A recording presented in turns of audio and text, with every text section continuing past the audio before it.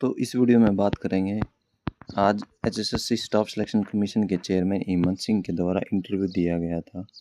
तो उसमें क्या क्या बातें रखी गई हैं और इसी वीडियो में उस इंटरव्यू की जो इम्पोर्टेंट क्लिप है वो मैं ऐड करूँगा। तो वीडियो को लास्ट तक ज़रूर देखिए। ब्रीफ में बताने से पहले एक बारी वो आप सभी के सभी क्लिप देख लीजिएगा जो आज चेयरमैन साहब ने इंटरव्यू में बताया गया है।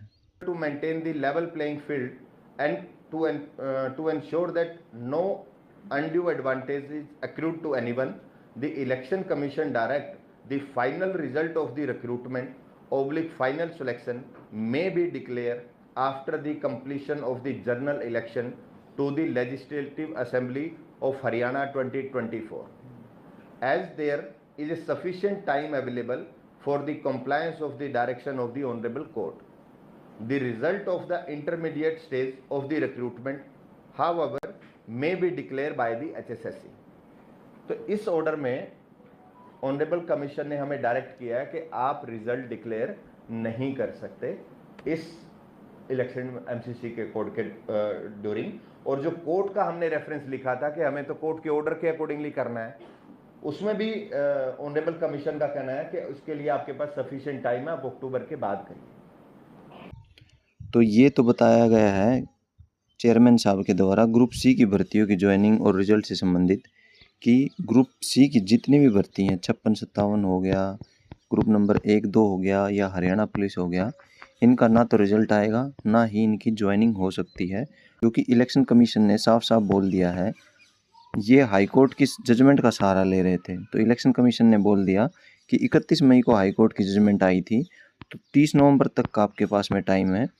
अक्टूबर के बाद में 4 अक्टूबर के बाद में जब जो भी नई सरकार बनेगी उसके पास में सफिशिएंट टाइम रहेगा 2 मंथ का ये भर्ती पूरी करने का। तो यहाँ पर हाई कोर्ट वाली गाइडलाइंस तो यहाँ पर मान्य हो ही नहीं रही है। अब बात कर लेते हैं कि ग्रुप डी के बारे में उन्होंने क्या बोला है। तो एक बारी इंटरव्यू की क्लिप है वही आप देख लीजिए। तो तीसरा बिंदु है कि ग्रुप डी के पदों की बात चल रही थी, 13,000 समथिंग। सुरेंद्र जी बाकियों को भी पूछ लेने दो। पूछ लो, कौन रोक रहा है? नहीं, मैं आपके भी सारे जवाब दूंगा। 2 मिनट रुक जाता हूं, पूछ लो भाई। सर जैसा पवन जी ने, सुरेंद्र जी लास्ट क्वेश्चन आपका। हाँ पूछो। ग्रुप डी के पदों का 13,000 समथिंग की एडवर्टाइजमेंट मूल रूप से हुई थी जी। इसका कुछ रिजल्ट सूचियों का जब स्टेट मतलब कर दिया तो कुछ हमने फाइनल कर दिया जी। इसके बाद कुछ ऐसी सूचना थी कि सरकार ग्रुप डी के कुछ और पद दे सकती है, तो क्या इन बिटवीन ग्रुप डी के कुछ और पद सरकार की तरफ से या एडवर्टाइज कर दिए हैं ऑलरेडी? आपके पास आए हैं? ऑलरेडी कर दिए हैं, एडवर्टाइज कर दिए हैं बिफोर द एमसीसी। 2600 समथिंग जी। वो तो क्योंकि वो तो इसी के प्रोसेस के अंदर आ गए, उनका तो रिजल्ट उनका भी नहीं हो सकता। रिजल्ट नहीं हो सकता उनका भी, होगा वो उसी सी अभी पढ़ने वाले से। हाँ उसी से हो, उसी से। क्योंकि सीटी ऑलरेडी है तो उसमें से जो मेरिट में लोग आएंगे वही, लेकिन होगा वो हमारे एमसीसी के बाद एमसीसी के बाद। अभी हम इसके लिए फाइट कर रहे हैं। हम इसमें आपको बोला बार बार, मैं यही बोल रहा हूँ कि ये जो जवाब आया इलेक्शन कमीशन का, हम इसमें हमारी जो रेमेडीज हैं, अभी ये रेमेडीज अवेलेबल हैं, हम उस रेमेडीज के लिए अगर अलो करेंगे तो हम रिजल्ट डिक्लेयर करेंगे, अगर अलो नहीं करेंगे तो हम नहीं करेंगे। तो कुल मिला के साधारण भाषा में आप चुनाव आयोग को दोबारा लिखेंगे? हाँ, इसका रिस्पॉन्स भी हम देंगे, जो अदरवाइज भी जो हमारा रेमेडीज है वो उसके लिए हम जाएंगे।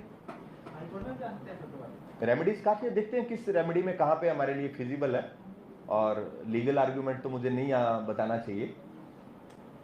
तो जैसा कि इन्होंने ग्रुप डी के बारे में बताया है कि 2600 ही वैकेंसी इंक्रीज हुई हैं। जो 10 से 15,000 का रागल पजा रहा था वो कुछ नहीं थी वैकेंसी, वो आने ही वाली नहीं थी वैसे भी। और ये 2600 वैकेंसी जो इंक्रीज हुई हैं इनका भी रिजल्ट अब अटक गया है, इनका भी रिजल्ट जारी नहीं किया जा सकता। अब ये मान के चलिए कि 4 अक्टूबर के बाद में जैसी परिस्थितियाँ बनेंगी उसी हिसाब से आपके रिजल्ट आएंगे, उसी हिसाब से ज्वाइनिंग आएंगी। 2014 से पहले जब हुड्डा साहब की सरकार थी तब दोस्तों एक जेबीटी का रिजल्ट आया था, 7 से 8 हज़ार वैकेंसी थी। उसमें क्या किया था हुड्डा साहब ने, उनका रिजल्ट डिक्लेयर कर दिया था, बस ज्वाइनिंग देनी छोड़ी थी।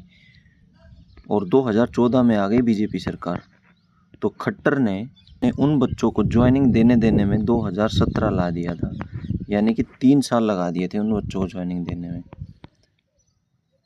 तो मुझे जहाँ तक लगता है कि अगर कांग्रेस की सरकार आती है 4 अक्टूबर को, तो आपकी ग्रुप सी तो आपकी ग्रुप सी की भर्तियाँ नए सिरे से ही हो पाएंगी, जहाँ तक मुझे लगता है, क्योंकि पीछे की हुई सरकार की कोई भी भर्ती नई आने वाली दूसरी पार्टी की सरकार कार्यकाल में पूरा नहीं करती है। ये होता है, यही राजनीति है।